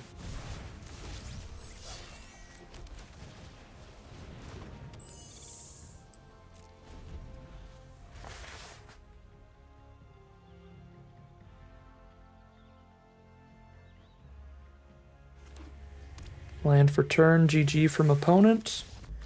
Ooh, close game of Magic. We're at 4 life in the end there. A really, really long game as well. They had a couple wizard tokens on the board for a lot of that game as well, so even just like 2 more non-creature spells for 2 more pings could have killed me with that 4 damage. Really solid deck from our opponent there. They were just kind of lacking on like a big bomb finisher to really crush us. But some really nice spells, lots of good cheap creatures. Man, crazy game of Magic that is. 5-2 now, though. In the money out of this draft. Oh, that's 6-2. We're already in the money? We made it all the way to the final boss with this one. Pretty sick stuff from the blue-white Sempo deck. Here we are for the final boss, our final game of Magic today. No matter what, we have 6 wins and 2 losses under our belt. So whether we win or lose this game, this will end the run. Looks like a real solid start here. Close to that one game where we just had the egregious tempo curve out of Pixie into Wyvern into like a good 4-drop and then the Shiva. We don't have the good 4-drop here in this hand, but Pixie can search for it. Also make sure we hit lands.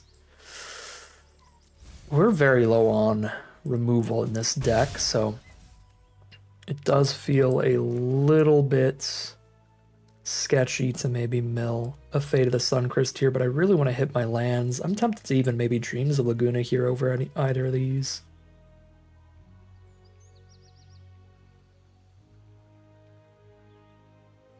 Kind of lock in that land. Yeah, this might be wrong, but I'm going to Dreams of Laguna here. It also plays around like a potential Syncopate. Alright, they Bard's Bow. The Pixie's not going to get through that. Alright, I'm going to miss land draws. I'm just going to play Infinite Flyers, and then we'll Shiva stun down the Reach creature. Ooh, you're not alone with these Flyers too.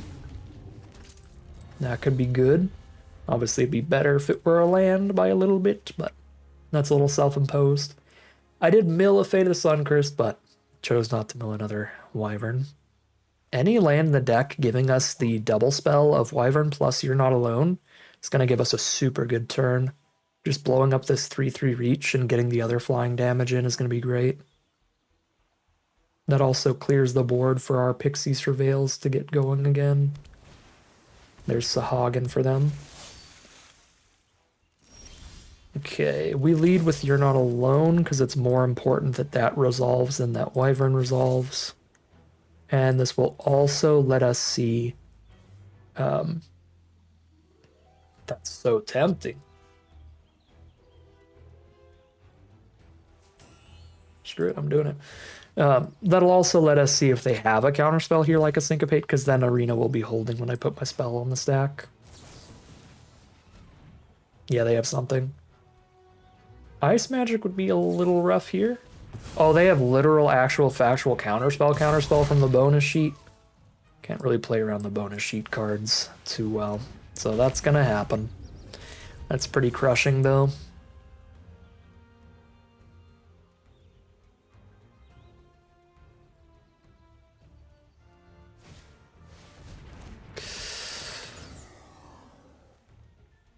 Saz. Oh no. One of the best rares in the whole set. Saz is here to demolish me quick.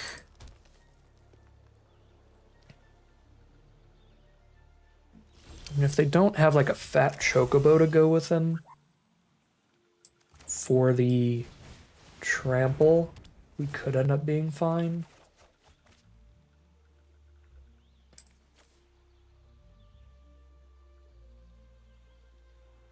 This isn't a... Oh my god. This is my fourth white. I need a second blue to actually play Shiva. I might actually be ditching this land again because I need blue specifically.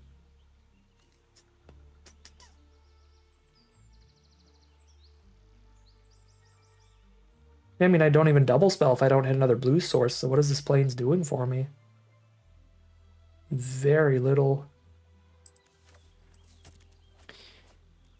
Some bad draws this game. Again, slightly self-imposed. We had, I believe we could have surveilled 2 more times towards the island if I didn't draw the 3rd wyvern. And what else? Like the combat trick. Oh no, this pixie.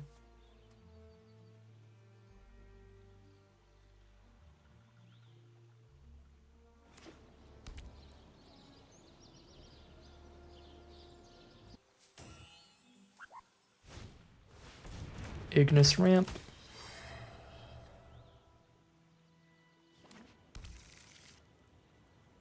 The 5/4 flyer draw a card every turn.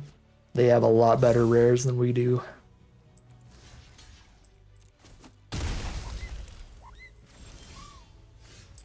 There's that blue. We'll see if they have a second counterspell by now. Nope. I could do my best shot here. I will do my best. They're down to 12. But they can flip their garden now and then have the big 5/4 in the sky as well as an additional blocker and attacker.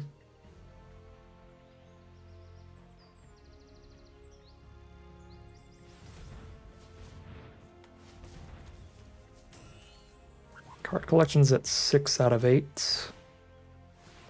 There's the gigantic draw 4 plus unblockable Sahagin. They can double Sahagins counters with Saws as well.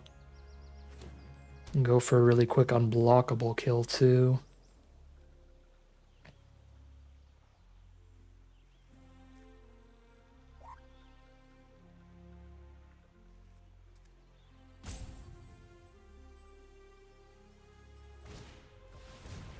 Double Sahagin is scary.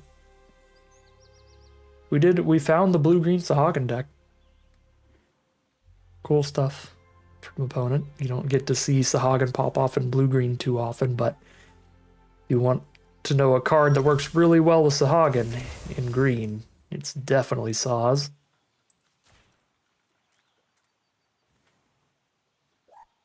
We play Thief's Knife and Pixie here.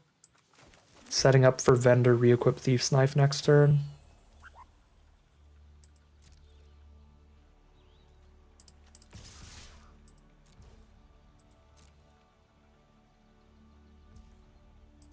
Put them to 8.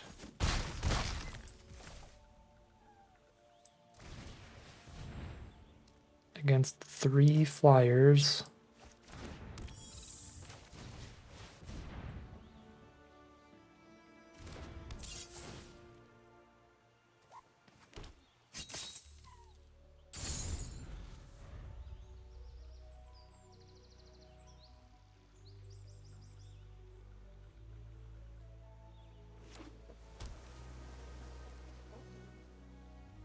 The turn that they flip the Balam Garden, they can't use it as a blocker because it has, because it is tapped the turn they flip it. All right, Ricci Sahagin to keep the flyers off of them instead. It's going to stabilize them very well. Even our one rare, our Leviathan, doesn't bounce Sahagin anyway. Lionheart's reasonable here. Battle menu. Why is your Sahagin 3 power? Make your Sahagin 4 power, please. I would appreciate it so much. I mean, Lionheart the face, they go to 6. Attack with 3 flyers, they go to 2. And then battle menu. Whatever has reach next turn. I mean, Ignis gets a food, though. I might have to shoot Ignis. Because Ignis gets to make food every turn. Oh. Yeah, they have a lot of mana. They do have time to eat foods. We shoot Ignis.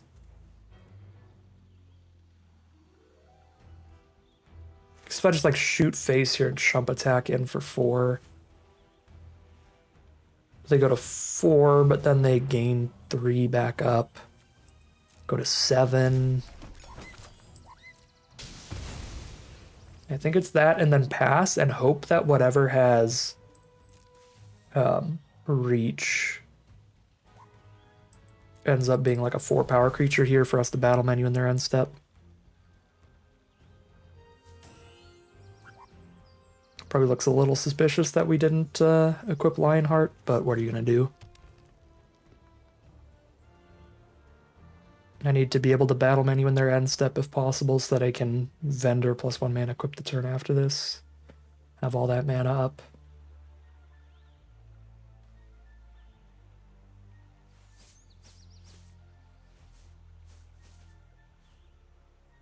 Come on, 4 mana non-creature spell. 4 mana non-creature spell. Another Travel the Overworld or something.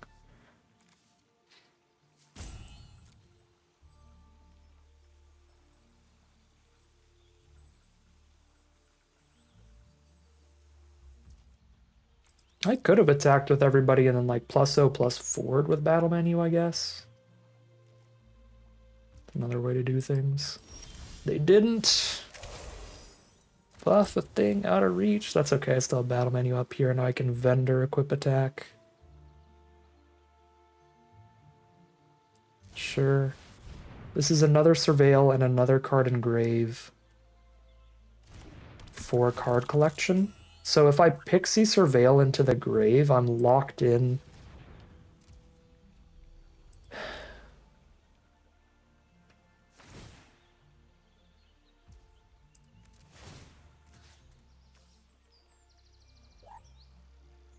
If I Pixie Surveil engrave, I'm locked in to have a flipped card collection. We make them kill a Wyvern instead of a Pixie.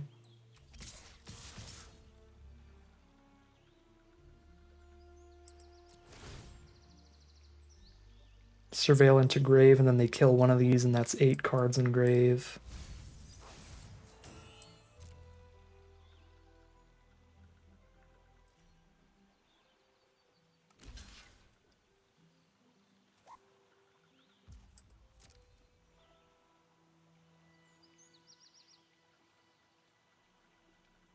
And I have a card collection on attacks too.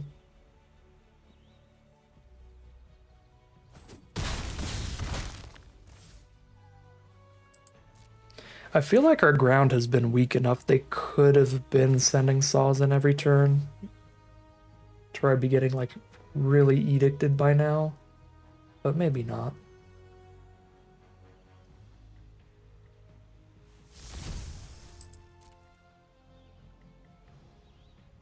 Okay, it's going to be 3 flying threats, 2 of which are lethal. Well, they've got a food token, so not quite. Thanks to the food. Dreams of Laguna Flashback will let me kill Sahagin, but that would let them kill Balam Garden. Oh my god, they milled the life gain bomb creature. Gain 2, draw another card of a 4/4 body. Okay, yeah. This is not ending in another turn. They're going to play bomb number 3 first.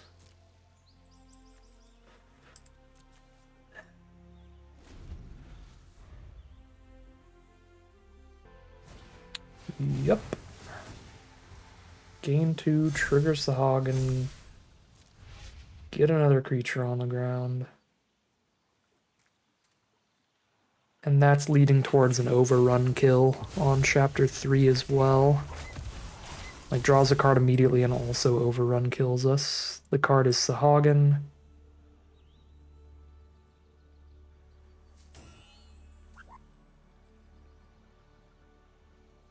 They're at 9 life after all this life gain, after the food and the Esper Origins rare. There's Sahagin.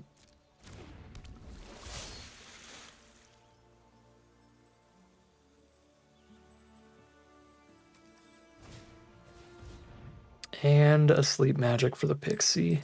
Gross.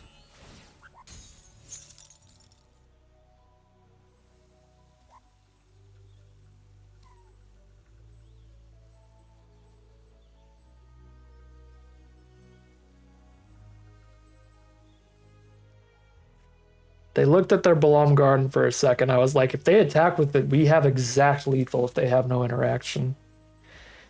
We have 6 power in the sky from Wyvern and card, and we have 3 power worth of equipment.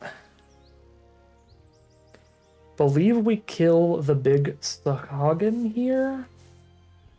Force a bow re-equip elsewhere, because Balam Garden's a 5/4, so if I crew the card and then put a Lionheart on it, oh, that's still only 5 toughness, so it is still a trade. I would have to equip both to actually beat it. But I think I need my mana next turn. God, I wish they crewed that Balam Garden here. I can spend 1 to equip Thieves' Knife with Vendor, and Lionheart only costs 2 to equip, so 3 mana is what I need to equip with. And then I still have 4 extra mana. I could play Sentinel and Battle Menu still. Okay, yeah, we passed to our turn then. I guess a 6/5, yeah, a 6/5 magic card against Sahagin is just gonna eat it. And the battle menu eats the Balam Garden.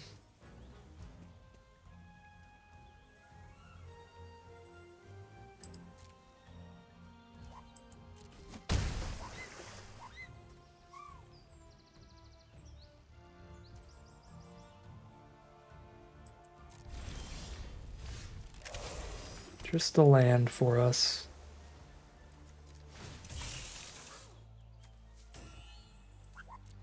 Not blocking with Weapons Vendor.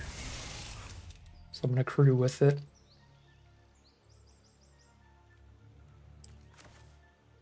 Six mana to play around with, 2 on battle menu, 4 for equips.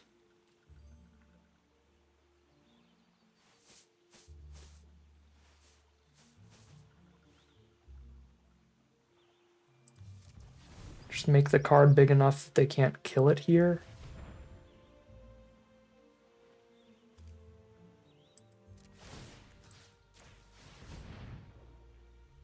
It's not going to be lethal.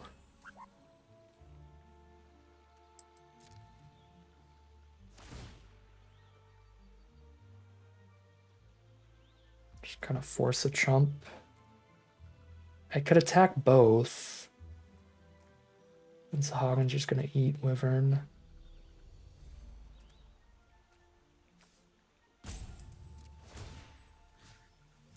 I guess I don't even need to battle menu here.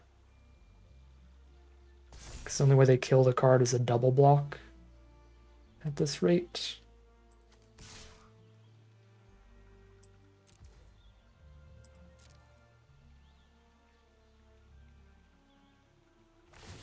Crew the garden.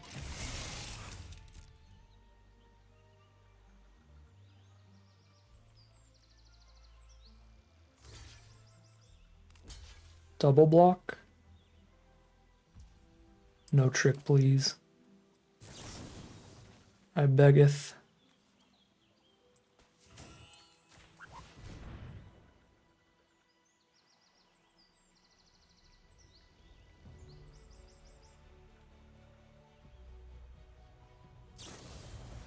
Oh, they had the ice magic bounce the whole time?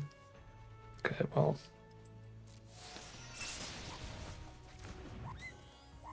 Still, that's kind of the best interaction that we can end up with against ice magic. Yeah, that's the best we're gonna do in that exchange. And we just die. The Esper and Saw's trample in 2 swings because we don't have enough damage. Alright, well. There was a lot more play to this game than I thought there would be. We still got to do a chunk of stuff here. But we are certainly outclassed.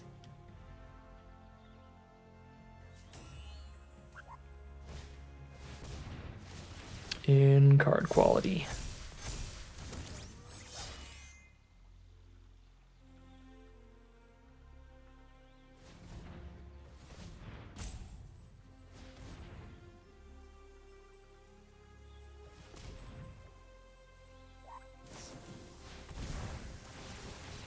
Yep. Trip Sahagin lethal. I mean, it's not lethal yet.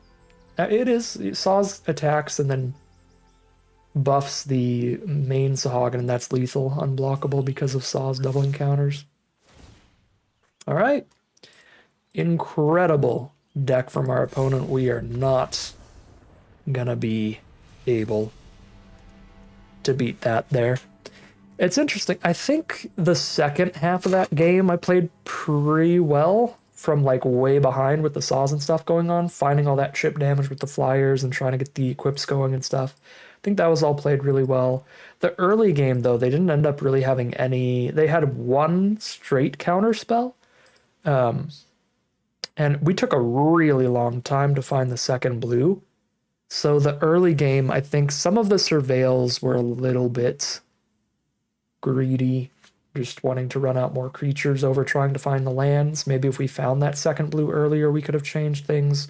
Or alternatively, like turn 1 through 4, the really, really early turns, you know, instead of Dreams of Lagooning, just playing more creatures maybe changes things. But I don't actually think that would change things, right? Because we went for Dreams of Lagoon on turn 3 instead of playing like a Wyvern when we had a Pixie out. And they played a 3-mana 3/3 Reach, so I think those early turns, outside of our Surveil choices, also kind of played as best as we could have. Because if I just played Pixie into Wyvern, and then they played the Bard's Bow, like, I just have 2 creatures that aren't attacking anyway. Like, I don't need the extra creatures out yet. What I need is to be digging towards the lands as quickly as possible, which is what I was doing with the Dreams of Laguna, so. Really the Surveil choices, though. The Surveil choices, finding the second blue much sooner to get the damage in through the Bard's Bow much sooner may have given us the extra pressure we needed, because the closest that we got them, the closest we ever got them was down to like 4. If we just get like things going a turn quicker with tempo, with all these equipment for like potential extra 3 power somewhere, like just 1 turn faster is really close to maybe winning that game. So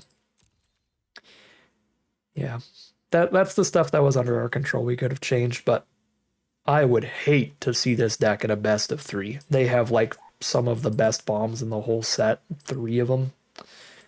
And just a gigantic stack of Sahagins with all of the blue 4-mana value or greater spells like Retrieve the Esper and Dreams of Laguna. One of their bomb rares, Saws, is incredible synergy with Sahagin, giving them an 11 power unblockable Sahagin here thanks to the double ups on the counters.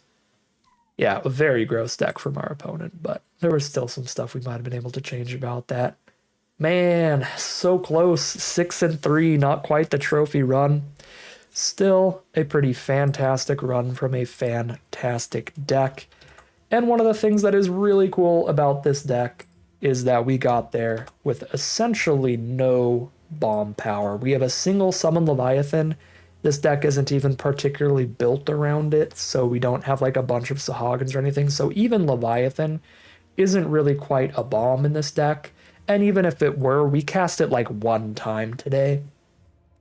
So more than anything, this was just a really synergistic blue-white tempo kind of aggro deck here.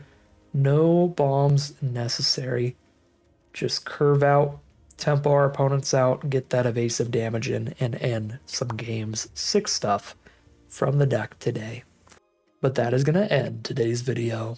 As always, I'd like to thank my patrons and YouTube members for their support, as well as you for watching the video. If you enjoyed it and you're interested in seeing some more, you can always like, comment, and subscribe to tell the YouTube algorithm to send you some more in your recommended feed.